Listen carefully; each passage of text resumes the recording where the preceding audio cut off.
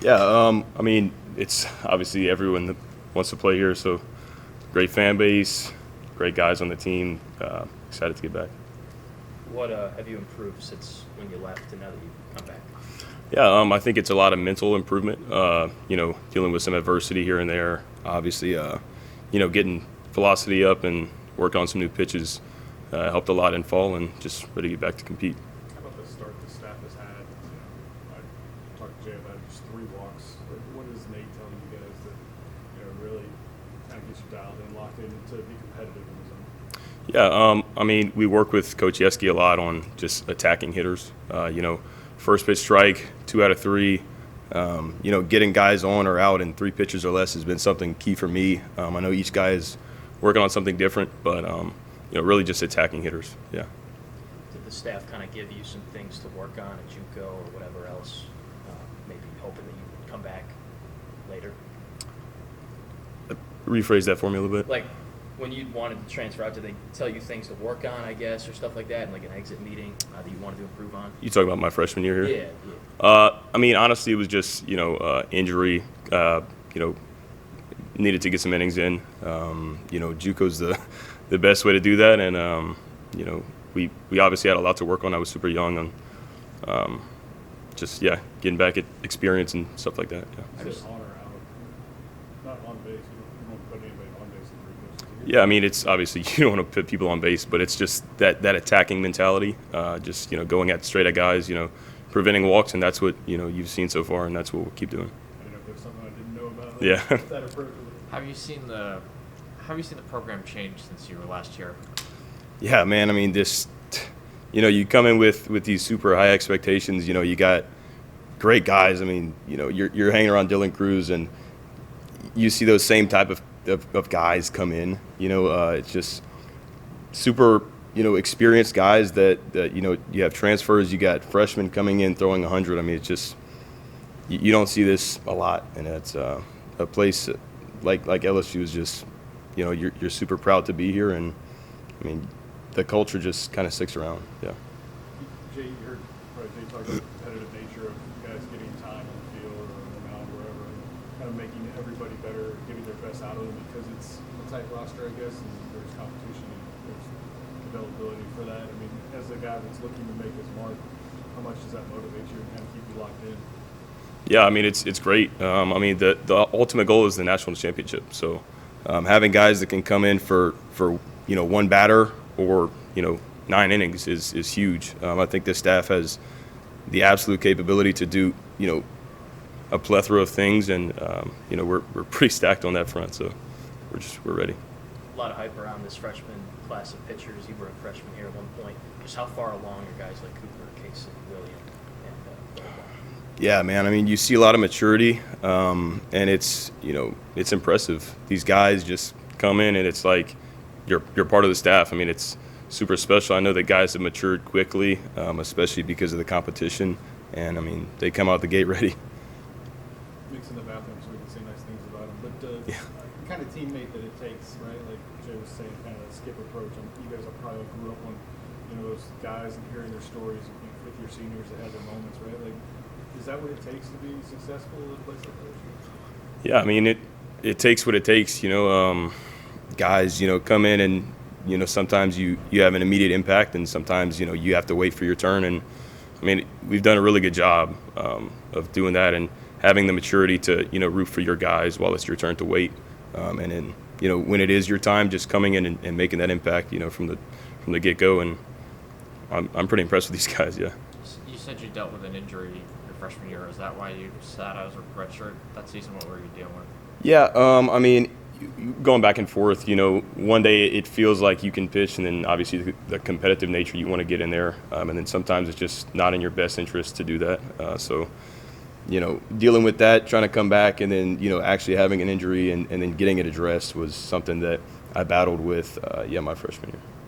not to bring up bad memories, but I think you pitched against Jared in that game Yeah. in Houston last year and he hit a home run. Yeah. Just how difficult to see the pitch against. Yeah, man, he's a tough guy. You can't leave anything in the zone with him, especially low. He loves that, and just attacking guys. He gets the best of you sometimes. He's a really good hitter. Yeah. You said you improved improved your velo since your last year, right? I think you mentioned that briefly. Yeah. Like, what was the process behind getting that, and how much improvement has there actually been? Yeah, I think it's just a mentality thing. Just going straight at guys with your best. Just closing out whatever inning you come in. Whether that's for 1 inning or 6, 7, 8 innings. I mean, it's just the direct approach and just going straight at guys. With your best stuff from the get-go and not trying to save anything. I think it's been a big improvement. Just working on sinker completely. Working on mixing pitches, and just the harder fastball just helps a lot of those pitches. Yeah. What's maybe like the biggest thing you notice as you play like a team like Purdue Fort Wayne, and then you play a tougher SEC team, like difference in at bat, things like that? I think it's a key, for our team to just play every opponent like it's the championship game. So we don't really look at each opponent differently. Our approach is the same, but just to keep it in context of each game that we play to win is a key for us. What pitches have you added and worked on? Because I think that's something you've been working on since the fall. Yeah. So I had, coming in here, I had, sinker, slurve, a little bit of a changeup. I think we just kind of worked on improving that changeup, getting some speed off of it, along with some movement. And then a harder slider has been huge. Getting the slider up to 88, 89 has been, a big thing, because I needed something in between the slurve, which is like 81, 83, and the fastball, so that hitters have to make that decision quicker. Yeah. Has command also been something you've been kind of trying to key in on as well? It sounds like you've been really getting in the lab with a lot of stuff. Yeah, absolutely. Command is something you're always working on. I think every pitcher would agree with that, and it's just you take it by day. Just everything, you're always working on command. What's Coach Jesse been doing with? Has it been like in terms of getting all you guys to throw strikes? Has it been is he teaching you guys kind of individually on here are some sort of keys mentally and physically that each of you can do for yourselves to be successful, or is it more of like a round staff approach of like, here's what all of you guys should be doing instead of being more individualized? What I'm trying to get at here. Yeah, that's a good question. For me, it's always individual. For me, it was like I said earlier, it's the guys either on or out in 3 pitches. So, really throughout the fall, I would say my weakest point was the base on balls. So, just having, that mentality of the guys either on base or out in 3 pitches was huge for me. I know other guys have different, cues that they talk with Coach Yeski about, and whatever works for them. But for me, it was just having that attack mentality. They're not getting on base because I walked them; they're getting on base because they earned it. So that was big for me. Is that the cue he talks about with you specifically? Yeah, absolutely. Okay. Yeah, definitely. Obviously, the rotation's going to dwindle as the season goes. So, what are some things you can do when you get opportunities here to keep yourself in the mix there? Yeah, just stay consistent. Consistency is key, and just having guys that come in and get that first batter out, is going to be really the key for the pen this year. We're attacking guys this year. Like you noticed, the base on balls is way less, and that's how it's going to stay. So, just really attacking hitters. They've already added this in the minor leagues, and I think they're even trying it with spring training. But the automated balls and strike system, where it's just the computer that calls balls and strikes. Yeah. Like, how would you feel about that if that happened in college baseball? I mean, wow, that'd be a big change. I think umpires would be the ones that would be, have a different opinion on that more than me. Then, I think obviously pitchers just want what's right. If it's a ball, then it's a ball. If it's a strike, then it's a strike. I think sometimes you get lucky on balls that are called strikes, and sometimes you get aggravated on strikes that are called balls. So I think it just keeps it fair. Yeah. You're from the Lake Charles area, right? Lafayette area. Lafayette, Yeah, sorry. close. I was going to say, did you kind of grow up, knowing Gavin Guidry at all or anything like that? I didn't know him for too long. I played high school ball against him at Barb. I think maybe a couple games, but always a competitor. He's a great guy. Hardest worker in the room.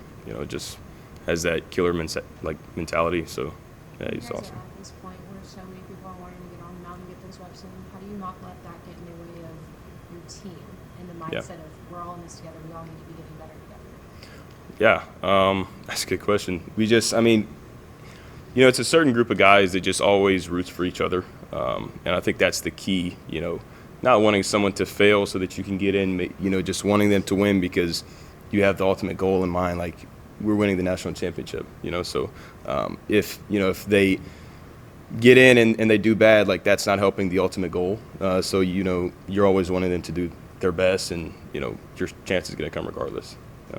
Was tightening up the slider and sort of getting the velo up on that, like, was that something you wanted to do heading into the year? And, like, what kind of benefits has that done for just your repertoire as a whole then? Yeah, absolutely. That was my main goal, was just getting that slider up and fastball velocity up. Obviously, the faster you throw, the harder it is to pick up on it sooner. So having something along with that breaks in the opposite direction was, my goal coming in here, which would make me, successful and have the fastball play up and as well have hitters have to make that decision in that, small fraction of time. Couple more. Anybody? And so and what was that last season like at Texas for you? I mean, you didn't throw a whole ton of innings, but like, what was that sort of experience just getting back into that big level of baseball? Yeah, I mean, it was different. Coming in, off of a junior college season that I wasn't too, I wouldn't say proud of, but, just didn't live up to my expectations. I think it was kind of like my return to performance. I had some good innings out the pen. I had a good start here and there. It was just, it wasn't too much, like you said, but it was just kind of good to be on a bigger stage and, work on some things. Yeah. And coming back to LSU, like what kind of went into your decision making to make that change? Was the coaching change in Texas a factor there, or was it just wanting to come back home? Yeah, I mean, everything's a factor. I took everything into account, but honestly, just playing for Coach Johnson and Coach Yeski was my ultimate goal. So it's a great coaching staff, and you're looking to develop as a player. So there's no one else better to develop with. Thank you, Grant. Thanks, Grant. Appreciate it. Appreciate Thank it, you, Grant. guys. A lot of the talk with Coach Jay was just about guys like you, teams that need guys like you, guys that are willing to wait and guys that are willing to work. I guess why was it important for you to do both of those things, to get your opportunity now?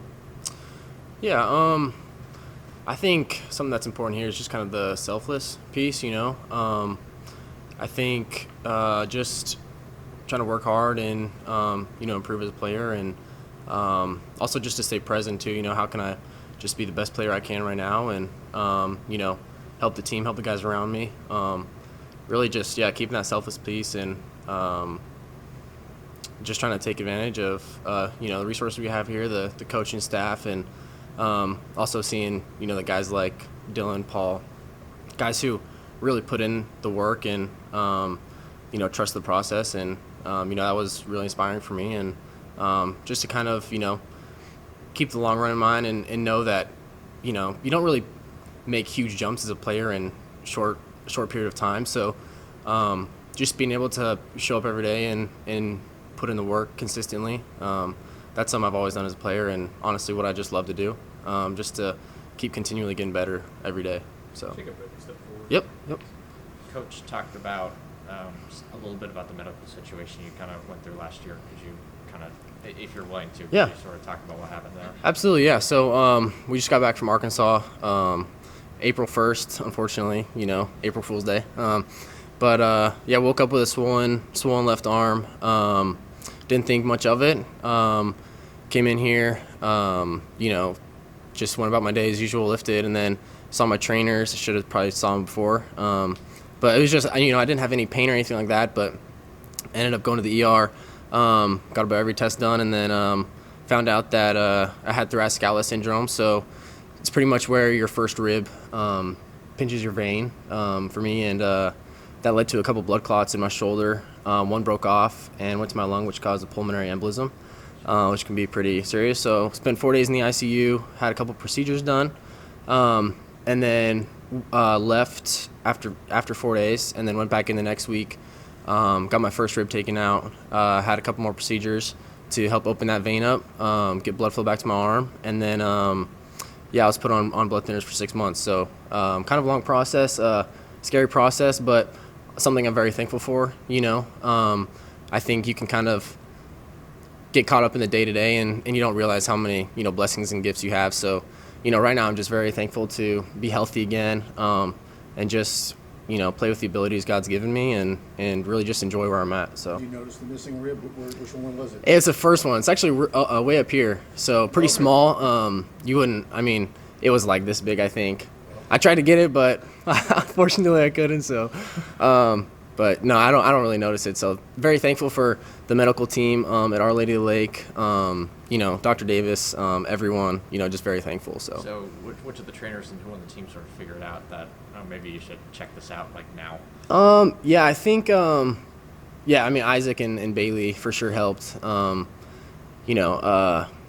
think it was just one of those things that, probably should just, be safe and get all the tests done. And so I'm very thankful for their guidance and, just they're always wanting to make sure that their players are healthy and in the best state. So. Did it look bigger? Or it was just like, it felt like I just worked out, honestly. Like I think I slept on my side, so I woke up, it was, kind of like numb a little, just swollen, no like bruising or anything like that, no pain. So I was kind of just thought it was like, A pump? yeah, literally, that's what I told the nurse. I'm like, I just feels like I got a pump in my left arm. So yeah, that's about it. Yeah. And when you're like in the ICU and stuff, like what's going through your head about, not to turn this to Right. place, but Yeah. No, honestly, I mean, it's funny you say that because honestly, it was like almost the complete opposite of a dark place for me. Like I felt like it was just a very peaceful time for me, and my faith is very important, and I think like it was just a time where I just felt like God's providence was just watching over me, and kind of one of those situations where you just become very thankful for all the blessings you have, and opportunities to just play baseball in the first place, and have the abilities you do, and to have access to care like that at the lake and stuff like that. So How long did it take them to find it? Was that kind of a rare thing, or they knew immediately? Mine, so it was hard because for the test they do, like an ultrasound can't really pick it up because it's underneath the collarbone. So like you kind of have to look at the surrounding areas. And originally it pretty much didn't show anything. The CT scan looked good. And they're like, hey, we'll just take a look at you next week. And then they came back in 5 minutes later, like, hey, you should probably get your parents on the phone. And so they actually admitted me for the PE, the pulmonary embolism, and then they were able to go in the next morning through a venogram, go through the vein and actually look at the, I guess the subclavian vein, and really get a good picture. And, if your vein's usually like this big, mine was minuscule. So, I was pretty much put at the top of the list for like, hey, we gotta get this thing open and take good care of you. So you're like a pre-med student now, I think the nurses and the doctors were pretty surprised. They're like, wow, you really know your case here. I'm like, yeah, it's interesting to me. So, my dad's he's in the medical scene. So, it's always something that I've kind of grown up around and learned about that stuff. So that's awesome. Is that an impact injury? How does that? Just repetition, honestly. So, just like overhead movement, stuff like that kind of causes that pinching. It's actually, I think it's more common, I think, than people think, just they don't even know they have it really. And oftentimes it's not really that serious, just in my case, it was one of the rare ones. So injury aside, like, you're a guy that's on a team that's got just dudes, Mhm. right? Like you talk about, I think Grant talked about Dylan, right? Like, Yeah. You're playing behind Dylan Cruz. Like, there's not a lot of movement in your position. So how do you keep your head up and like, is that just like an awareness? Like, I got one of the dudes in front of me that it's going to be tough, and I just got to do what I can do while I can do it. Like, how do you approach that idea of having to wait? yeah. I mean, obviously the injury made it Mhm. easy for that part, but like before that. Yeah, I mean, that's a good question. I think for me growing up, I was always someone who kind of just stuck with the process, kind of knowing that the hard work would pay off. And even if it doesn't pay off in the way you're thinking, it's kind of molding you as an individual and a person. And my freshman year, being able to watch Dylan on the, every day, it's like just pick his brain and learn what you can, and just try to be grateful for the opportunity, and try not to get so short-sighted where it's like, you kind of break it up into like a 3-month or 6 months like frame of mind instead of, looking, a couple years down the road or, just developing as a player, trusting the coaches we have here and the player development process. That's something I really believe in. So especially, in the weight room with Chris Martin now, I think that's something that's really great. So. And This year's team, just the roster, the competitive nature of everything. Jay's talking about trying to get as many guys looks as possible. Do you feel like you're more in the mix now, and like, not that every game is your chance, but like it certainly seems like there's that possibility. Right? Yeah, I think going into every game, I'm kind of just trying to stay present and help my guys out in any way I can. Whether it's energy, enthusiasm, focus, not really looking at, like when will I get in or stuff like that. Just trying to, again, like that selfless piece and just help the team out any way I can. And, when it's my turn to execute, just do the best I can and trust my preparation and kind of let that unfold. So. How have you seen the team's chemistry strengthen and change since your freshman year being here? Yeah, I mean, obviously, we've had a good amount of guys come in and, some guys leave. And so, I think the character piece is something that's always important to, Coach Johnson and the staff. And I think that's definitely a strong suit of our team this year. We talked about it this weekend, but the enthusiasm that, we show up with every day, whether it's, music in the locker room, whatever, guys doing early work. I think that's kind of a reflection of the character, the team has, and it's something you need. So. at what point were you cleared to play again? Yeah, that was October, first week of October. So yeah, they over the next couple months they did a couple more procedures, making sure there are no more clots or anything like that. The pulmonary embolism was gone, so did a couple procedures and then finally took me off blood thinners in October. Can't really be in the mix with while on those meds. Can't get any internal bleeding or anything like that. So. Yeah, that's kind of what Jay was saying. It was sort of touch and go there for a while. How was it for you getting back into things fully? Yeah, it was awesome. I think going in with the perspective that I gained, just taking it one day at a time, not dwelling too much on any result or anything like that, just knowing that it's a process. It always is, even before the injury, So just kind of gaining that perspective and, it was just great to get back into the mix of things and just play baseball again. So it affects a swing at the plate or throw it? There was no effects? Now? Yeah. Yeah, no, nothing. No side effects. So, yeah, kind of just. Range of motion or anything? No. Yeah, nothing that I can think of. So. Or maybe if you took it out, maybe it increased it. Right? I think so. I hope. We'll see. Tommy John first. Yeah, exactly. You're from Washington, right? Utah. Sorry, Mm-hmm. the West Coast. Have you had a long relationship with Coach Jay for his time before LSU? Yeah, so I was originally committed to Arizona, I think back in 21, I think going into my junior year, and then recommitted to LSU after he got the job in my senior year in 22. So, that relationship is, something that's been built over the last couple of years and something I'm very grateful for. I think he's a great coach and knows what he's doing. And I think that also helps the, player development piece, knowing that, they invest a lot in me and in turn, I've invested a lot in them. And, I think it's a great mutual relationship. So What sort of allowed you, not maybe allowed you, but what sort of makes you want to keep on, I guess, sticking with him? You follow him from Arizona to LSU. Mm-hmm. You decide to redshirt for a season. There's a lot of players who just aren't willing to do those sort of things. Mm-hmm. So, like, what specifically is that? Like, why is that connection so strong? Yeah, I mean, I think just seeing the way he carries himself, he's always kept his word with me, and I think that transparency is something I really appreciate, and I think just knowing how much he puts into his work and how much he cares is something that I try not to overlook. So. What was your reaction, those around you when he took the LSU job?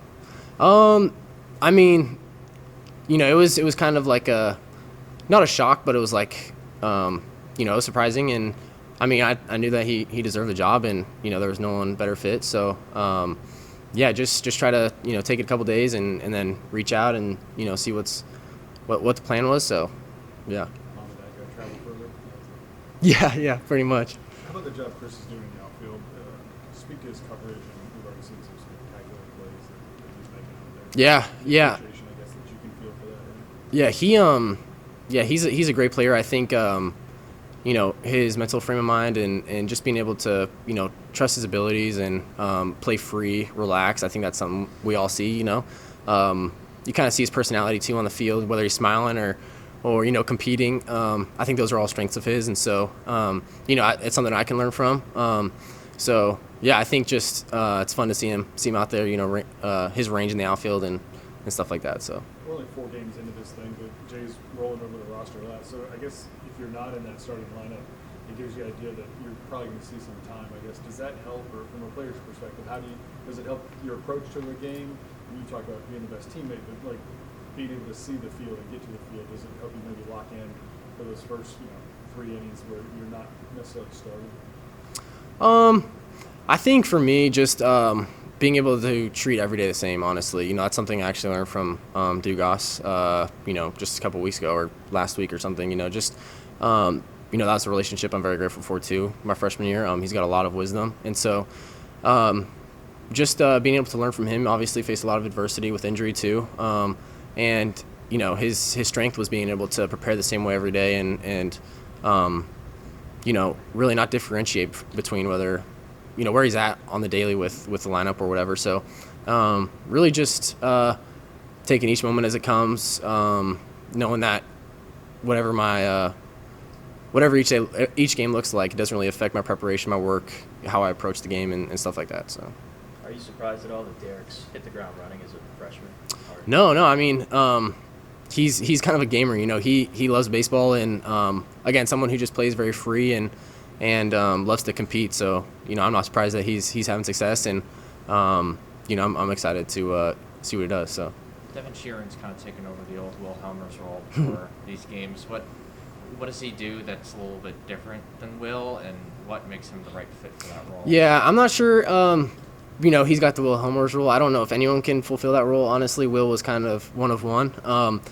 But I think he did, a good job the first couple of days of, getting the team fired up. And, I don't know if anyone's really going to have that role the rest of the year, just because we were talking about the other day, and it's like Will memorized 150 speeches over the last 2 years. It's like he has a different one every day. And, it's just crazy. So, it's been fun, though. Do the things on your wrist have any meaning? Yeah, definitely. So this one is a Padre Pio bracelet. He was my confirmation saint. It was just, it says pray, hope, and don't worry. That's something, me and my family really relied on during adversity. And this is our team over me bracelet.